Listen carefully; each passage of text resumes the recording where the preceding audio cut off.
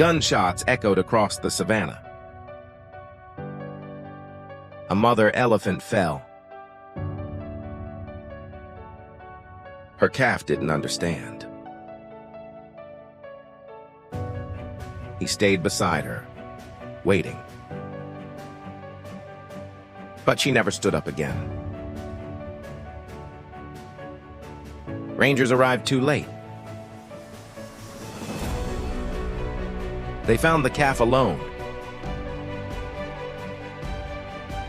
Weak, traumatized, silent.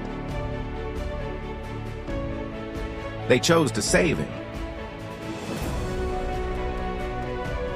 And he never forgot the hands that helped him.